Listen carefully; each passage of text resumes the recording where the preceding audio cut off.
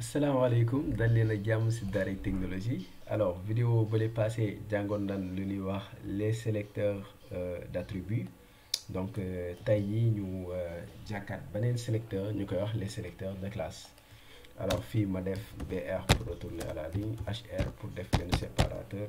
Donc voilà les sélecteurs, ma sélectionner ici d'attributs, CTRL D, effacer de classe. Alors les sélecteurs de classe mooy la bon benn façon sélecteur la boo xam ni day cibler ay balises mais en se basant sur l'attribut classe, n'est-ce pas? Par exemple benn balise mën na am attribut classe, maanaam dañuy sélectionner par exemple balise bi en se basant sur en fait l'attribut classe tout simplement loolu kese la. Donc mais il y a une manière en fait de le faire et il y a plusieurs manières de le faire looloo tax en fait ñu koy jàng. Donc je vais vous montrer, bon pour cela je pense que damay créer juste benn balise UL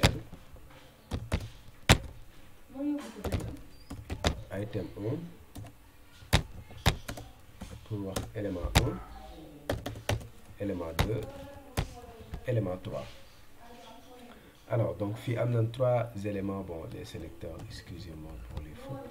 Donc am na 3 par exemple élément 1 élément 2 élément 3. Alors bu si nekk ma def si peut-être classe. Alors pour def si classe en même temps comme man dama xaw a taayal damay sélectionner juste première balise LI bi ma def CTRL D ma déplacer wu fii ma def classe est égal à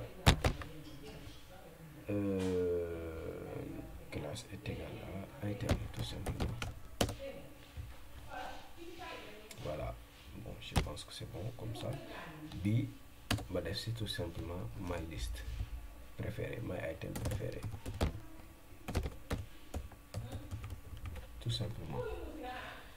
Voilà donc bi item classe item la am, bi item ak my item préféré, bi item tout simplement. Alors lu ma bëgg mooy sélectionner, n'est-ce pas, balise LI wala toutes les balises yi nga xam ni par exemple dafa am classe attribut classe bi nga xam ni valeur am item la. Alors ma ñëw fii, bon déjà bu ma actualiser fii ni ngeen gis par exemple liste standard lay am, y a rien de bien compliqué.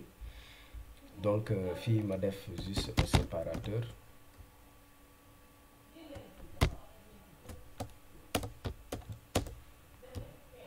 Voilà comme ça.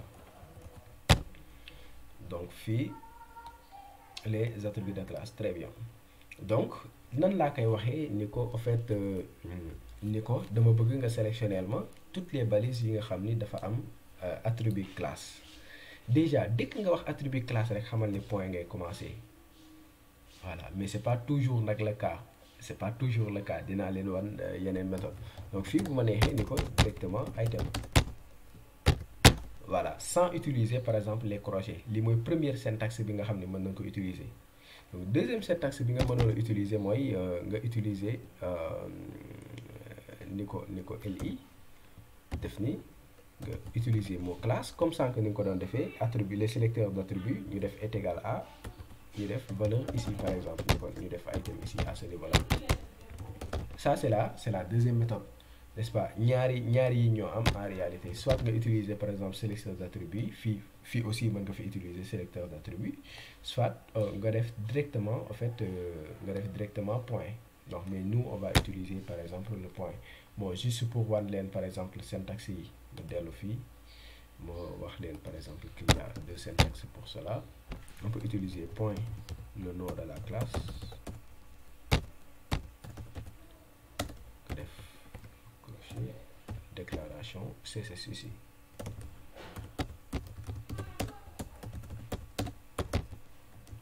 Voilà, donc ça c'est la première méthode.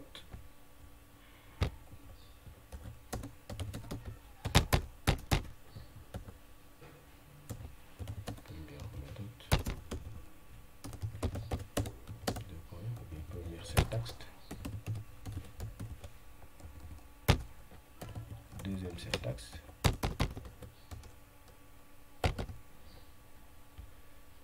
da ngay utiliser directement comme nañ ko doon defee contre deuxième syntaxe bi mooy justement les sélecteurs d'attributs hein. Voilà c'est juste pour fàttali la en quelque sorte quoi mais lii mooy syntaxe pour les sélecteurs de classe mais lii fàttali kese la donc fii ñu def classe bon bu neexee ñu def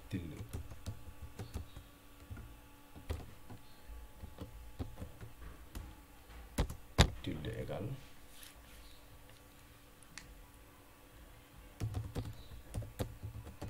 nos classes ñu fermer voilà def déclaration CSS voilà donc on peut utiliser ces deux méthodes là alors fii bon ñun bii la ñuy utiliser hein donc fii lan lañ wax sax on va faire de telle sorte que peut-être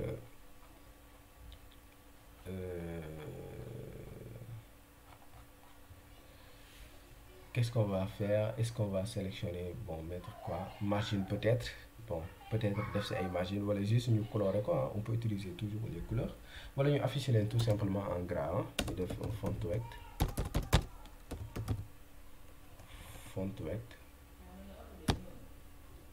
on met bold pour afficher leen en gras bon mun neexoon sax ñu souligner leen quoi ñu souligner leen avec text decoration mais juste pour mettre leen en gras bu ma actualiser yéen a ngi gis automatiquement foncé na ba ñu mettre leen en gras en même pas souligner leen donc là on va utiliser texte décoration underline pour souligner n'est-ce pas donc fii bu ma actualiser automatiquement mu souligner yëpp mais fii yéen a gis ne par exemple yëpp la sélectionné pourquoi parce que en réalité donc yii yëpp ñu am ay thèmes bi am na ay thèmes bi am na ay thèmes bi am na ay thèmes n'est-ce pas les tey jii bu la neexoon nga ni ko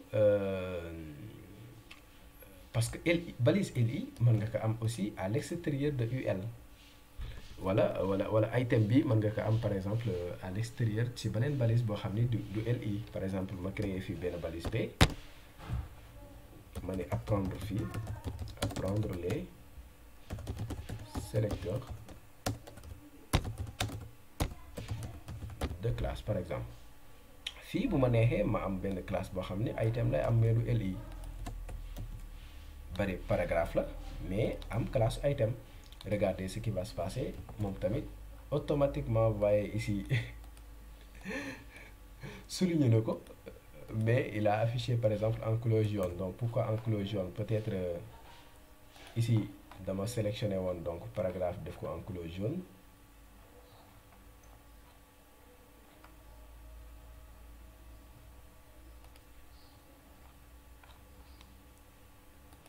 c'était ça dama koy effacer wala ma commenter ko tout simplement pour bañ mu afficher ko en couleur jaune donc fii ma actualiser vous voyez que même effet lay am donc non seulement mettre na ko en gras mais ba pare souligner na ko léegi nag lii mooy problème bi léegi bu dee yow da nga bëgg que par exemple balise LI kese nga bëgg mu souligner ko mettre ko en gras voilà dans ce cas doo ko wax point doo ñëw rek ni ko point item donc je vous montre juste ma commenter ça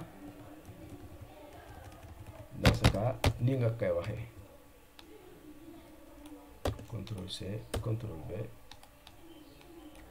CTRL 2 point dans ce cas da nga naan ko LI point item maanaam item bi il faut que mu nekk ci balise LI bu nekkul ci balise LI rek bul ma defal lii boo xoolee par exemple fii maanaam item bi mu ngi ci balise LI dans ce cas bi dina nekk en gras te dina ko souligner yii yëpp dina nekk en gras te dina ko souligner parce que seen item ci balise LI mais bi nga xam ni nekkul ci balise LI il n'est pas concerné donc fii bu ma actualiser dans ce cas donc bii nii day dañ bëm ma actualiser automatiquement ngeen gis mu dañ donc voilà donc noonu la ñuy sélectionner donc si balise yi par exemple fii item yi nga xam ni dafa nekk si balise LI bu la neexoon nga ni ko item yi nga xam ni dafa nekk ci balise div donc fii lu la neex ngay def dans ce cas en fait du sélectionner yi mais yi lay def je sais plus est-ce que donc item bi si balise amuñu div mais P laa bëggoon a wax donc P ma actualiser nga gis automatiquement si bii kese la koy appliquer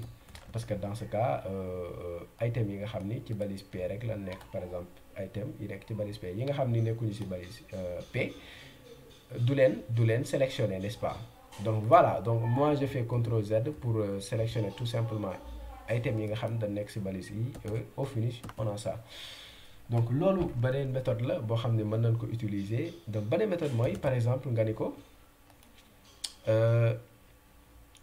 dama bëgg non seulement dafa war a nekk ci balise LI, mais il faut que aussi mu am item et en même temps par exemple my item préféré. donc dans ce cas c'est très simple. par exemple sélectionnez-moi toutes les balises LI yi nga xam ni dafa am item et my item préféré. donc fii da ngay defaat tout simplement un point. ça c'est quoi point. voilà lii mooy das item et my item préféré en même temps. donc ba ma actualiser daswa bi nga xam ne dafa am item ak my item préféré en même temps que ça lay sélectionné. yeneen yi nga xam ni n'est-ce pas amuñu item ak bon bien sûr que mën nañ ay item mais amuñu my item préféré du leen sélectionné, n'est-ce pas. voilà que gis ngeen donc manière d'utilisation fii sax bu ma neexoon bon ma daal di koy commenter créer troisième fois pour ne pas embrouiller, n'est-ce pas. ma créer fii def ce point my item préféré. voilà donc juste pour résumer cette partie bi parce que bon fii y a pas grande chose à dire à part ça. pour résumer juste en fait ñett yi nga xam ni def naa ko après ñu def exercice aussi sur ça. donc fii boo xoolee lii lan lay sélectionner, n'est-ce pas. premier bi lan lay sélectionner day sélectionner balise yëpp yi nga xam ni dafa am classe bu nga xam ni valeur u classe bi item la bi loolu lay def. voilà donc dans ce cas tout lay sélectionner lépp lay sélectionner bépp bu am classe item rek da koy sélectionner. loolu mooy premier cas bi. deuxième cas bi da nga def restriction da nga def LI point maanaam valeur item bi il faut mu nekk ci balise LI. dans ce cas bii du ko sélectionner parce que nekkul ci balise LI mais ci balise P la nekk. mais yi nga xam ni item yi nga xam ni ci balise LI la nekk ñett yi yëpp daf leen di sélectionner. boobu mooy deuxième cas bi. alors troisième cas bi mooy non seulement item bi dafa war a nekk ci balise LI mais forcément dafa war a amaale maanaam warul am item kese mais dafa war a amaale my item préféré. donc dans ce cas bi nga xam ni benn kese la am du ko sélectionner bi nga xam benn kese la am du ko sélectionner bi nga xam benn kese la am du ko sélectionner mais bi nga xam ne dafa am par exemple item am my item préféré aussi da leen di sélectionner. donc voilà que c'est très simple. donc les sélecteurs c'est très simple et très fun. donc la manière dont on sélectionne les balises dont on interagit et fait des stylisations. alors donc fii laay yemale vidéo bi ma jox leen rendez-vous si beneen vidéo ñu def exercice sur les sélecteurs de classe.